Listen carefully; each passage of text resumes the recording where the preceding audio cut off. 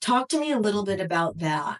And if that's something that you found during your undergrad years as an athlete. I'm smiling because there's a lot of truth in what you're saying. Hello, and welcome to the Med School Years podcast. I'm Dina.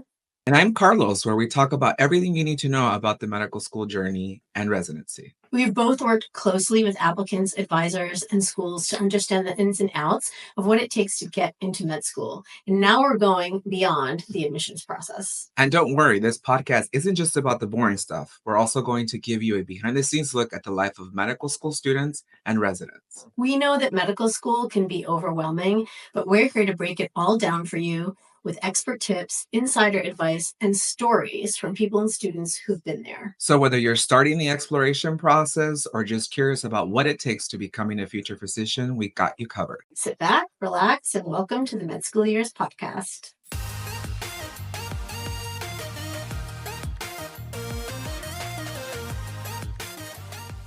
Hi, welcome to the Med School Years podcast. We are here today with Sabrina, who is an M3 at UTMB. Hi. Hello. Hi, I'm Sabrina. I'm a third-year med student at University of Texas Medical Branch in Galveston, Texas. Welcome. We're so excited to interview you today about your journey. Are you originally from Texas?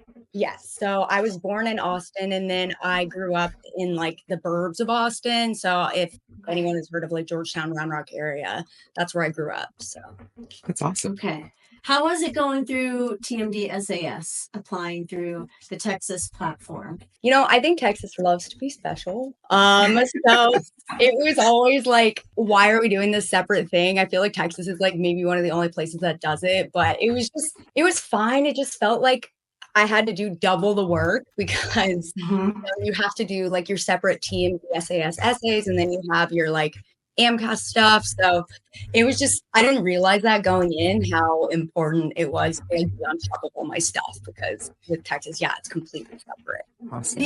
Being in a Texas school, do you find that most of your medical school classmates are from Texas? Honestly, we get that question all the time. All the time. Yeah.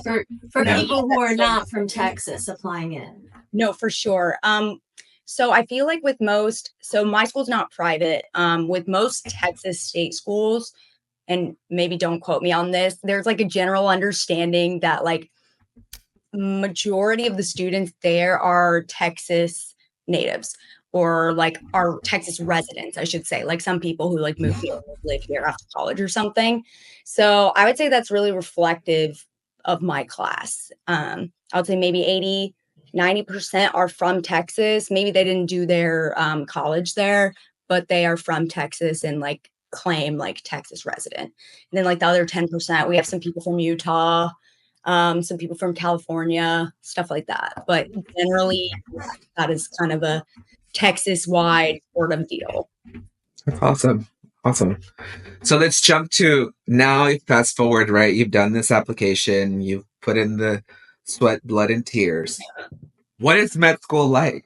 I think that it's very different than what I thought it was going to be. And it's probably very dependent on where you are. So Galveston, Texas is, for those who don't know, it's an island. And so UTMB, my med school, has a very, like, we're kind of known for being on island time and like having island vibes. So I would say our school is a lot more relaxed. And I think that's also like reflective in the people who go there. So I've been so lucky to be with people who are really great and have like a super strong support system. And I was kind of nervous going in because I was like, I don't know if there are going to be people like me when I go to med school, but overall it's been really great. It's been really hard.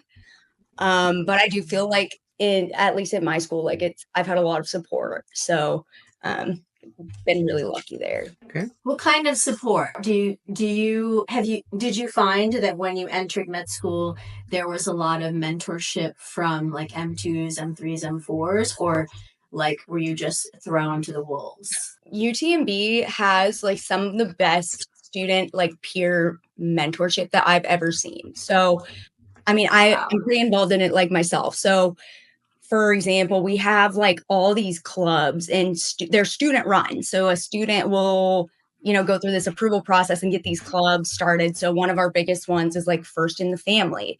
So it's like the first person who has ever been to medical school, or maybe the first person who's even gone to college, can, join these clubs. And the older students in the clubs like mentor you and give you these like advice and like tutoring and all these, kind of equip you with skills and things to help you succeed. And I think that we also have a sorority, and I was in that. I was actually the president during my second year, but something that like was amazing with that was we have weekly tutoring. The MS2s would sit down for like an hour a day, and during a designated time during the week, and just sit down and answer questions for us and go through questions. And I just felt like that was really unique, and it's been so pivotal to my experience because it's a big transition. So you made a comment, it's hard. Can you elaborate a little bit? What is hard? What is that one thing that you find or found the hardest? I'm sure you probably adjusted a little bit now, but what's the hardest thing that you've encountered? That's a really good question. For me, I think it's the pressure of, I think it's hard for people for different reasons. So for me, and maybe I'm sure a lot of other people experience this, when you go into med school, you have put a lot of pressure on yourself to get in, but now you're in and you're like, oh my God, what next? And so people who want to go into competitive specialties, there's all this pressure to, do well in your classes, to do research now that step one is pass fail, to volunteer, to do all these extracurriculars, to do well in your third year. And it just feels sometimes like there's just a weight on top of you. And it's just been, and it's not necessarily that med school, like time wise, is challenging, because I think a lot of people find their footing there. It's more so like self-imposed, and the pressure you put on yourself and the realization that you're taking care of real people. It's not like make believe anymore. You're not like, oh, I'm going to be a pre-med in med school. You're like in med school and you're caring for people and just seeing all the hard stuff when you are in third year of actual how medicine works on a hospital level. It's hard. And then, seeing burnout and all those things and trying not to fall into that. That was a very roundabout way of answering your question. Long answer to a short question, but there are many aspects that have been hard for sure. You mentioned something about the pressure of, wanting to go into a competitive specialty, which leads me to my next question. You're interested in ortho. Yes. And, according to the AMA, in terms of male-dominated specialties, 79.6 of orthopedic surgeons are males. It is one specialty where females have a lower percentage of match rate and they fall behind a little bit. So let's talk a little bit about what that pressure is like as a female in med school who wants to apply into ortho. Yeah. So I think automatically you come in and you have for anybody going into a male dominated specialty, you feel like you're always under scrutiny in a way. Everything you do, you have to be more careful because you're already kind of at a disadvantage when you go in.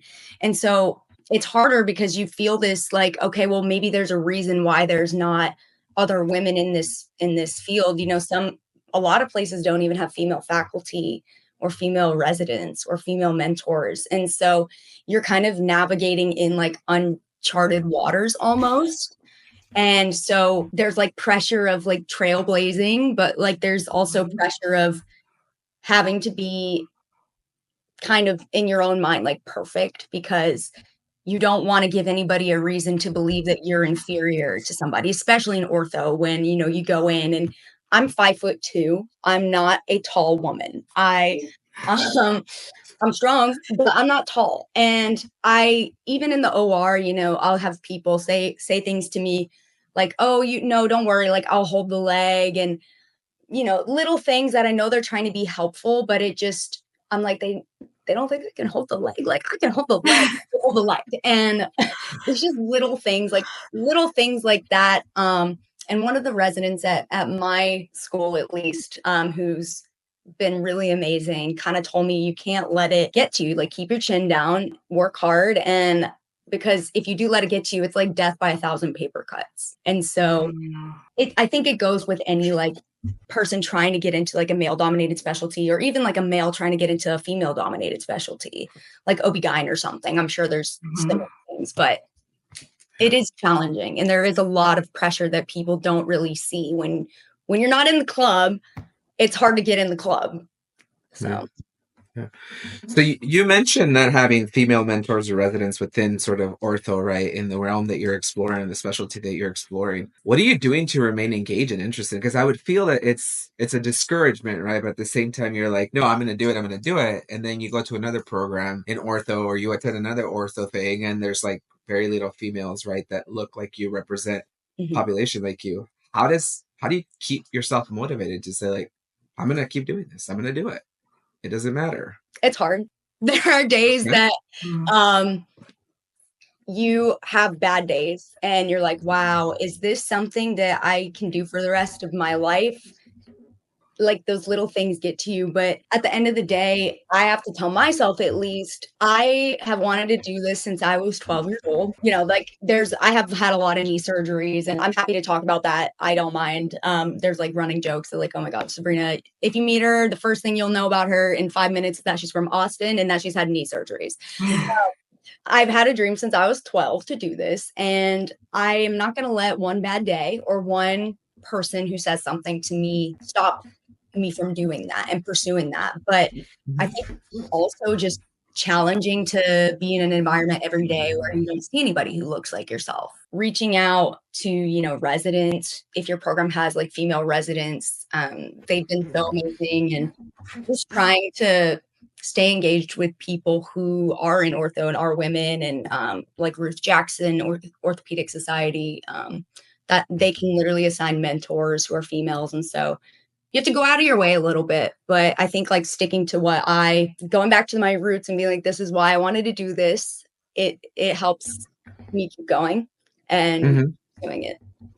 Awesome. Thank you. You mentioned that, you know, you've wanted to do this since you were 12, right? You were an athlete in college, 2 sports, correct? Soccer, track. Right. And there are so many students, you know, younger students who are athletes and are like, I want to be a doctor because I'm an athlete and I've had injuries. And it's just very common, like being a former high school guidance counselor, like you hear it all the time. I want to be an orthopedic surgeon. Like, you don't like science. How's that going to happen? But for you, what's interesting is you were a student athlete, and now you've almost combined that interest. Like, I'm looking at some of your publications, some of the research that you've done. And for example, one is frequency of Tommy John surgery in NCAA Division I college pitchers versus weather conditions. Like, you've really taken your background in athletics and infused it into the research that you've done. Has that been difficult, or is that motivating in a way? I have never really enjoyed basic science research in college. And I think that, so I was neuroscience, and it was very like wet lab stuff, you know, working with rats and mice and things. And I did not particularly enjoy it. And so when I got to med school and I heard that we have to do research to distinguish ourselves, because step one's pass fail, I was like, oh my gosh, if I'm going to have to do this, I'm going to do something that I actually enjoy. And so then we started, you know, me and my friend, we were looking around, and we were like, what the heck could we even do this on? And then I'm finding stuff about sports, and I'm like, I like sports. I know about this stuff. And it's like directly related to what I want to do right now, sports medicine. So why not? And so I actually really enjoy it. It's so much fun because I'm like going through a little project I've created, and usually doesn't require an IRB, which is awesome.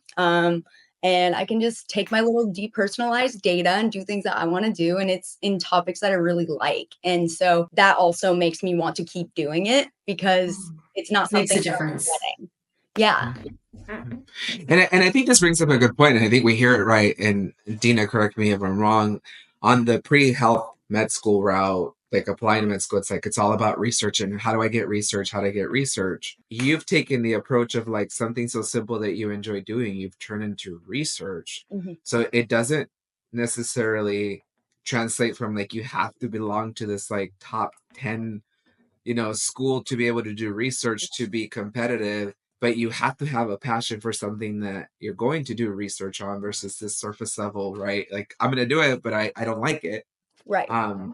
So it's just fascinating hearing that, because we hear that a lot. Like, how do I engage? And the first question that I always ask is like, do you even enjoy doing your research? So Most of the time, the answer is No, no. and that's such a good point, because if you are actually passionate about something, I did that paper on cleats, and it's in press right now. It's not fully published, but Mhm.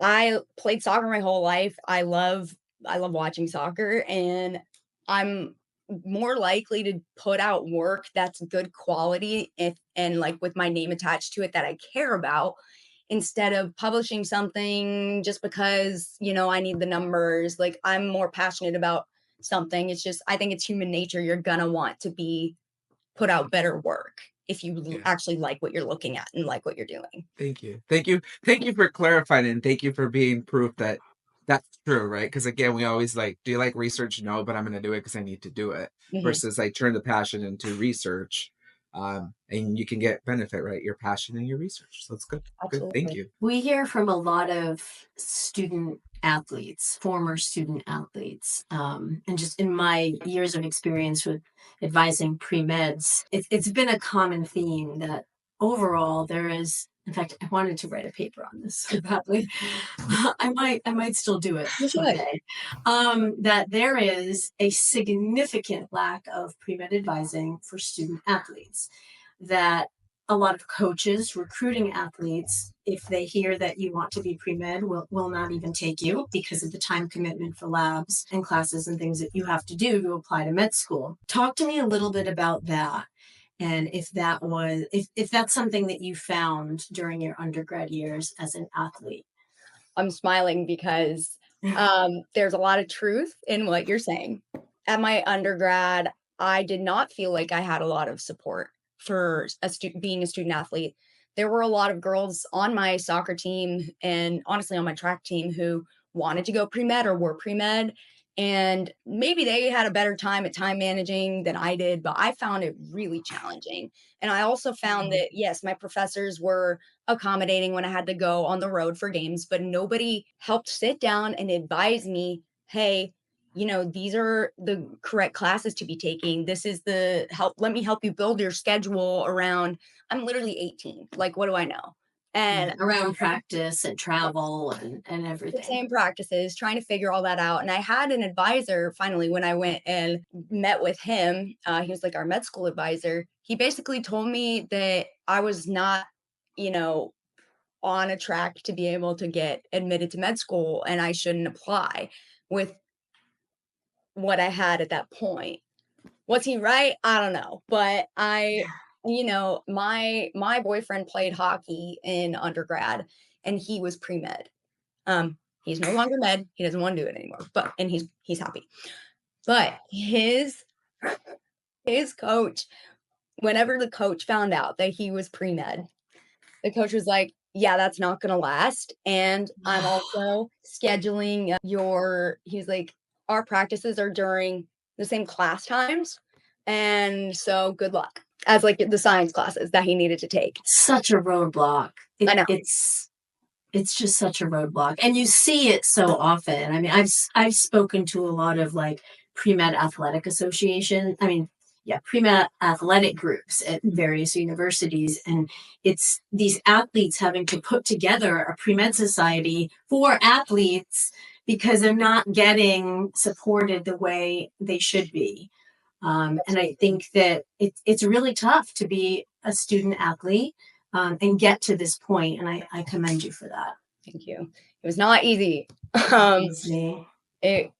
I totally agree with that. I wish that there was something like that, when I was in school, because there are so many athletes who do want to go. There's so many athletes who need it. Yeah, and they don't get the right support, and they're also young and don't know how to put all of these things together, especially if there's somebody who's like first gen or don't know anybody who's gone to med school or college. So I think it's awesome that people are doing that now, But it's kind of sad at the same time that they have to do that. So we talked about your preparation, transition from undergrad to medicine. Now you're a medical student. Now you're about to embark in another transition, right? So this doesn't end. It keeps going, unfortunately.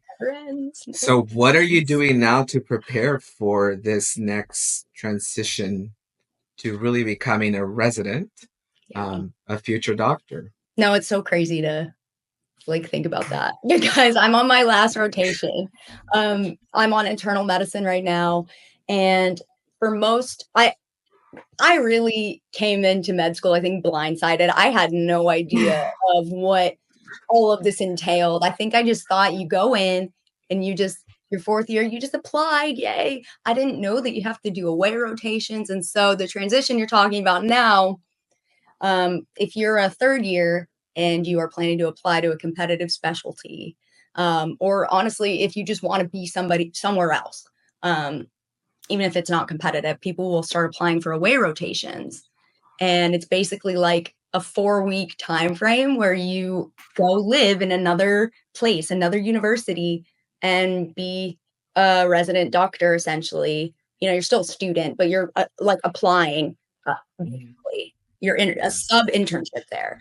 Yeah. So this is just something that I had no idea that I was going to have to do. And everybody's scrambling, applying for all these positions.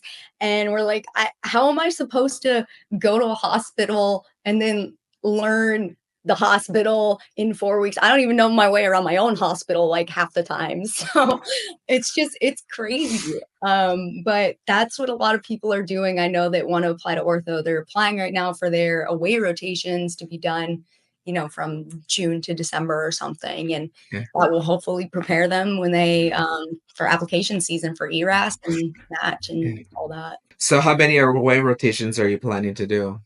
So the most recent AAMC data said the average for ortho is 3.4 from this last application cycle. So I'm right now planning to do 3, but subject to change. We don't know. I mean, some of my friends are doing 4, but I knew someone last year who did 5 or 6, and I was like, dude, Wow. you're crazy. I don't know how you're still walking around. I would be hibernating, I think, after that. Yeah. Insane. Yeah. Because you have to be on your game, the best version of yourself every single day when you're on these aways. And that's exhausting.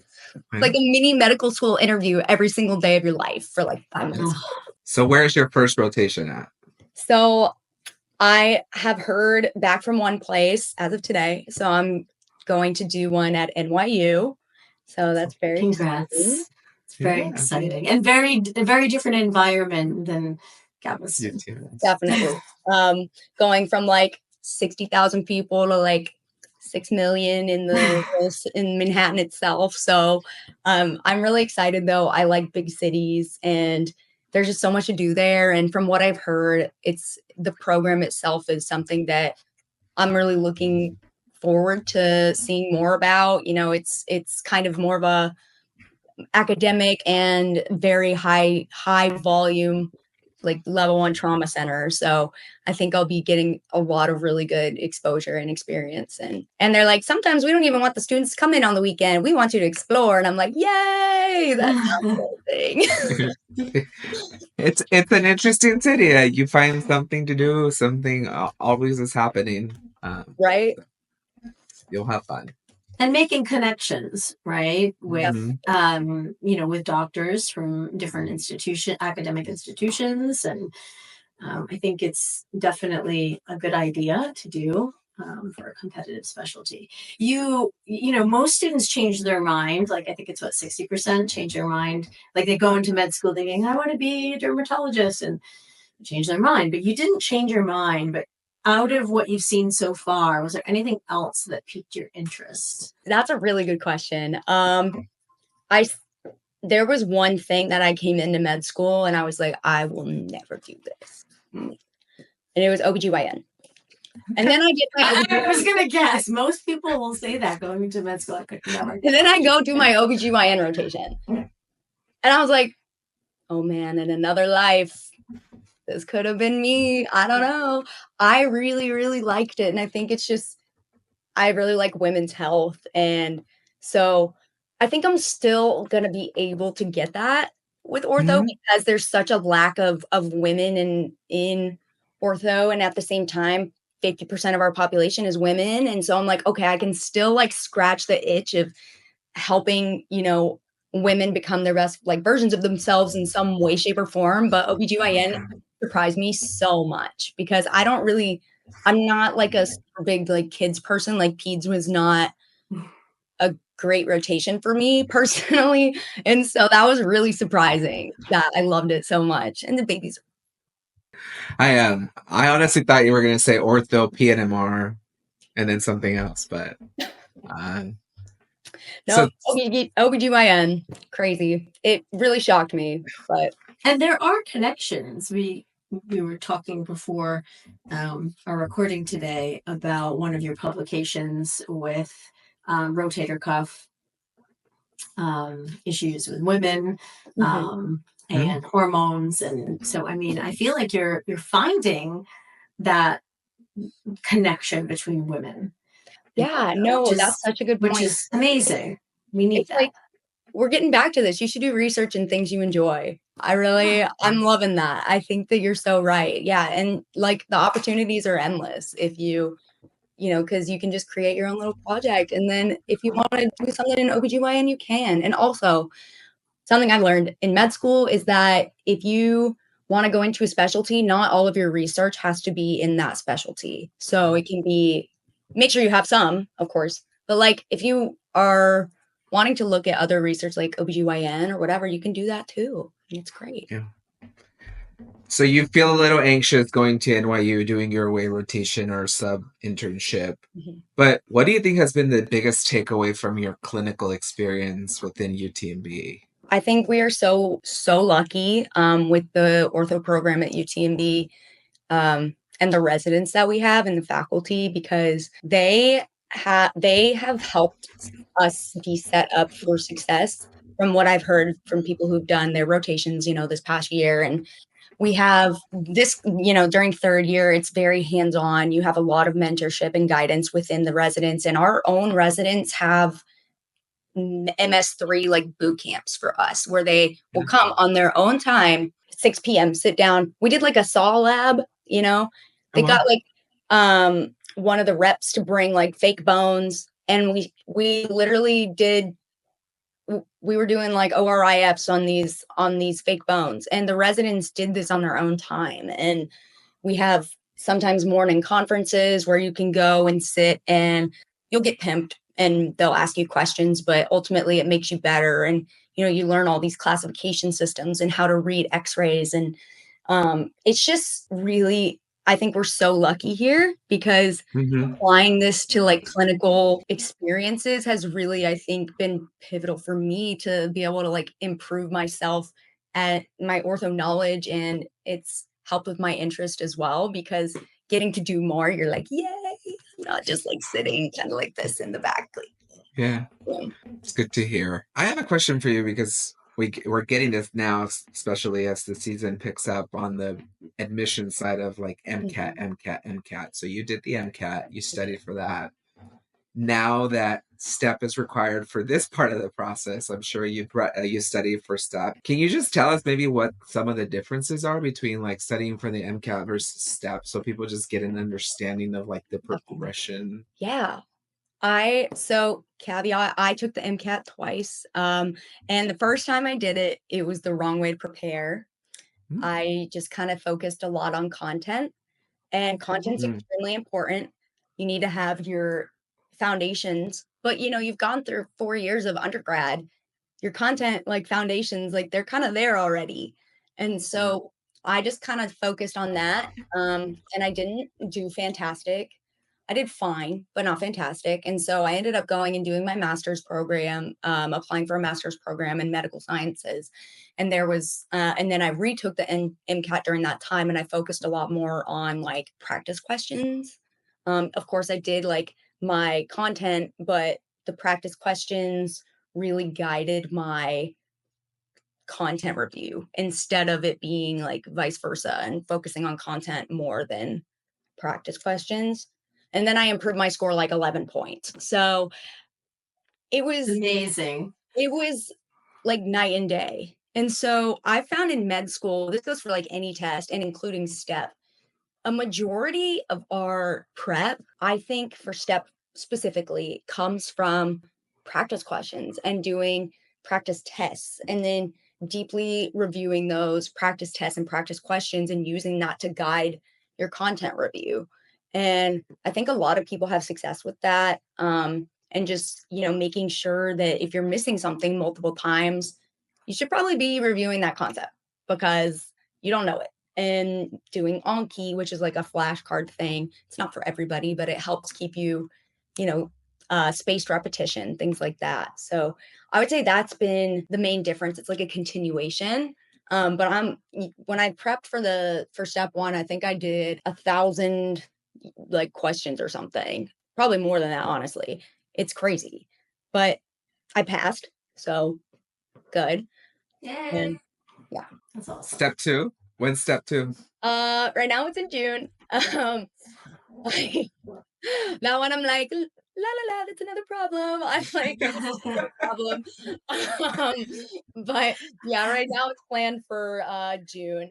But UTMB also, something that's really great about it is like our whole first preclinical years, we took NBME exams, like NBME standardized exams for each class. So we were really familiar, I think, with the question style of step one and our shelf exams and things like that. And I think most people say that your shelf exams can be a really good predictor for kind of step two. If you're doing well on shelves, you'll probably do well on your step two. But yeah, it's in June. So after I do the end of my IM rotation, which is mid-May, I'll have about 1 month of dedicated step two time. We get a lot of students who I would say more of like the direct entry students, like for like entering med school right out of college, who I try very hard as an advisor to, having been in admissions now, to really make them understand that the applicant pool is vast, right? Med school classes are very diverse in terms of experiences. And I think as a college kid, it's kind of hard to like wrap your head around that. Like I often get like, is it better for me to take a gap year? And I try to get students out of them and telling like, it's not just a gap year. There are students applying to medical school in medical school who've lived lives, who are like, who have PhDs, it's crazy. So you weren't a direct applicant. You did a master's in between. You took a few years, right? But when you got to medical school, were you surprised at the range of ages and experiences of your classmates? Oh, yeah. I mean, we have an incredible range. There's a reason, I think, why I think the average age is like 25 or 26 that matriculate. And I took 2 years off. So I have somebody in my class who wasn't even like 21 when they got in. And then I also have somebody in my class who has 5 kids and she is probably like 45. So, and then everybody in between. From all different walks of life and just people who have completely unique stories, but they all end up here and they're all doing well. And your path doesn't have to be linear, but you don't have to force yourself, I think, not to have that linear path just because you're worried that you're too young to be there. Or, there are people who have like full careers and then completely switch and they're like, I don't want to do business anymore. Like, I really love medicine. Let me do that. So it's so totally possible to do it from any aspect and any background. Was it easy to find your community amongst all of those diverse classmates, like find your people? Yeah, definitely. And I think that also has to do with there are so many clubs, like I said, at UTMB, like so many. I think like 200. It's insane. But I think people join the clubs and like get in, that it's their interest. And I've been really lucky as well, just with the people that I've met and lifelong friends. It's and our class is ginormous. I think it's like 230, which is It's big. really big.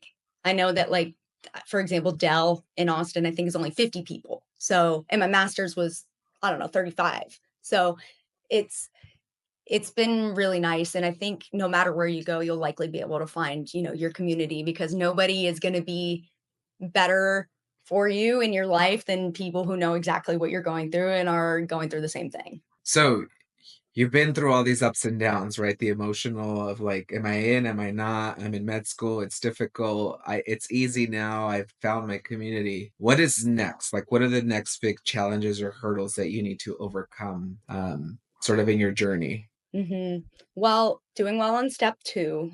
And that's something that's tough because step 1's pass fail. So you don't really know if you're super competitive for a specialty until you take step 2. And if you flop step 2, then that's a whole challenge. But the next thing for me, yeah, doing well on step 2, and then getting mentally like prepared for doing my away rotations and being mentally strong enough to go through them and do my best and present, like I said, the best like version of myself each time and learn as much as I can. And I think a lot of the next steps for me is just going to be a mental grind, not so much a physical grind, which is what third year kind of has been. It's been like a physical, man, I'm tired and I still have to study.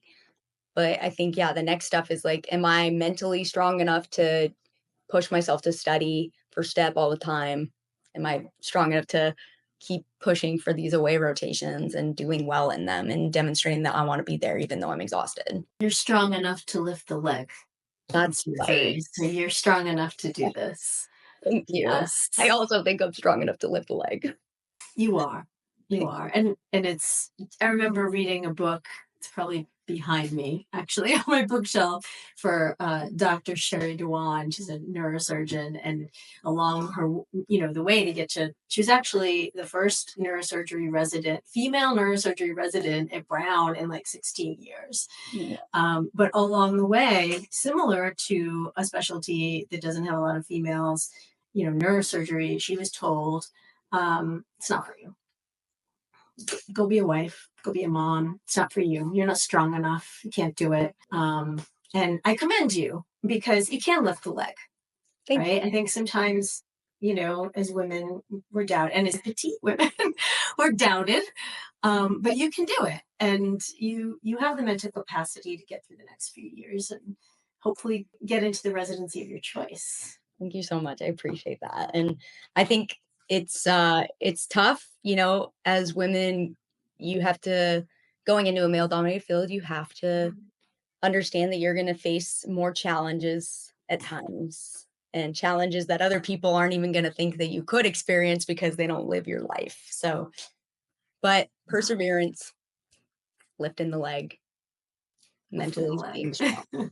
I think if you write a book someday, that has to be the title. I can lift the leg. I want royalties on that. Yeah, that's the theme of that's sort of what you call it, your motto, your personal, like, I can lift the leg. And to Dina's point, right, like, you persevere so much, like going from undergrad, graduate, now med school, and through our advising, I always tell my students, like, this is not for the faint of heart. Like, there's a reason why I don't do this, right? Like, I'm not wanting to become a doctor. I'll help you, but that's the reason why I don't want to be a doctor, just because of the trials and tribulations that everybody has to go through. But I want to give you the opportunity, really, as we are wrapping up here, what is that one thing that you would recommend pre-health student, current medical student, like, tidbit of information outside being able to lift the leg and believing that you can lift the leg? Right. What's that one takeaway that you want them to just remember and have that with them at any time through this journey? Something that I would tell people is, no matter what you're doing, what you're going through, whether you're pre-med, whether you're in medical school, whether you're in residency, whatever, I think it's really important, like, not to lose your humanity, because I think it's really easy to do that in today's whatever, access to the internet, burnout, and that it's so hyper competitive getting in. And then, you know, when you're in med school, your grades and whatever, and then you're in third year and you feel like you can't fully give yourself to your patients, but also you can't fully give yourself to your studies. And I think it's really important not to lose like the human part of you that initially said, like, I want to go into medicine. And it's okay to have to take a step back when things are hard and like reflect on that and be like, wow, I need to like bring it back. I'm feeling a little bit like I'm running through the motions, and it's just important to be there for people and remember why you did this in the first place because it will work out. Yeah, that's something that I would like. Well said. Well said. And give yourself Yeah. some grace every now and Thank then, you. right? Yeah. Thank you. And again, right, Tina and I have been helping folks in this process, and it's always like having to be on and forgetting who you are. Mhm. And to your point, right, just being kind to yourself. You're going to get there. It's not going to all be linear and the same. So thank you for sharing that and reinforcing that. I think pre-health students, med school students need to hear that because Me too. it can be a difficult journey. Absolutely. Appreciate it. Yeah, of course. Yeah. All right. Well, Well, Tina, 12-year-old yeah. Sabrina would be very proud of Sabrina. I would tell her to stop playing soccer earlier. I will say that. Huh. Not Okay. so many knee surgeries. That's right. But you know, Yeah. you should give yourself some grace and be kind to yourself. And thank you so much for sharing your story and offering some advice for pre-meds and for other med students. We're really proud of you and we appreciate it. Thank you so Yeah. much for having me. This was really fun. I love to Yeah. talk. Good. So this was great for me. Well, thank you so much for sharing your journey with us. We look forward to what the future holds for you. Yes. Really do. So much. Okay. You guys. All right. Okay. Thank you.